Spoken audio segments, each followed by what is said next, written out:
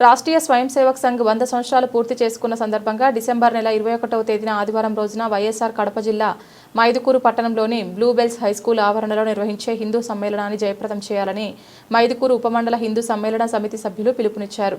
హిందూ బంధువులు హాజరై కార్యక్రమం జయప్రదం చేయాలని కోరారు. మైదుకూరు ఖండ ఉపమండల హిందూ బంధువులందరికీ నమస్కారం.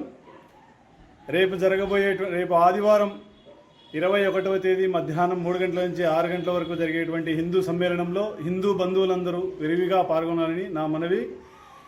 గడప లోపల కులం, గడప దాటితే హిందువులం, విడిపోతే పడిపోతాం, కలిసుంటే నిలబడతాం అనేటువంటి నినాదంతో హిందువులందరూ ఏకమై మన ప్రభంజనంలా కదిలి ఇంటి నుంచి ఇంటి మొత్తం ఇంటిల్లాదితో ఊరు కదిలి ఈ యొక్క హిందూ సమ్మేళనాన్ని విజయవంతం చేయాలని మా మనవి.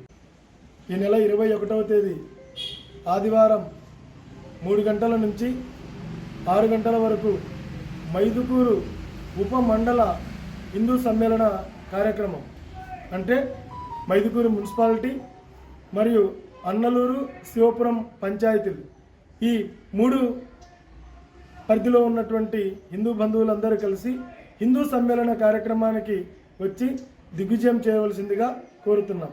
దేశవ్యాప్తంగా ఈ సంవత్సరం జనవరి 5వ తేదీన విజయవాడలో జరిగిన హైందవ శంకారావం యొక్క స్ఫూర్తితో యావత్ దేశమంతా హిందూ సమ్మేళనం జరుగుతూ ఉంది.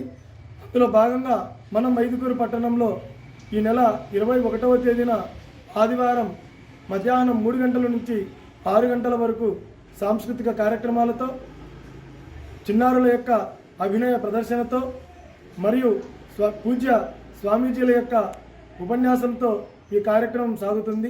కావున ప్రతి హిందూ బంధువు కులాలకు అతీతంగా, వర్గాలకు అతీతంగా, పార్టీలకు అతీతంగా వచ్చి ఈ కార్యక్రమాన్ని దిగ్విజయం చేయవలసిందిగా కోరుచున్నాం.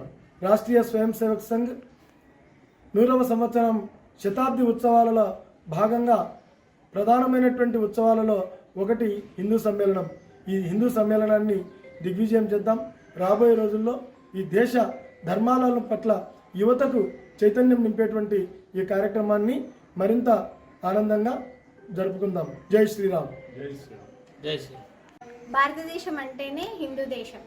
ఈ దేశంలో పుట్టిన వారంతా హిందువులే. ఈ హిందువులందరినీ ఒక తాటి మీద తేవడం కోసమే ఈ హిందూ సమ్మేళనాలు. ఈ సమ్మేళనాల్లో ముఖ్యంగా పంచ పరివర్తనలు అంటే స్వదేశీ వస్తువులనే వాడటం, సామాజిక సమరసతను పాటించటం, ఇంకా పర్యావరణను సంరక్షించటం, పౌర విధులు పాటించటం, ఇలాంటివన్నీ కూడా ముఖ్య ఉద్దేశాలుగా ఈ హిందూ సమ్మేళనాలను నిర్వహించటం జరుగుతుంది. ఈ హిందువులందరినీ కలిపేది మనమే, వాళ్ళతో పాటు మనం కూడా కలవడం కూడా, కలిసేది కూడా మనమే.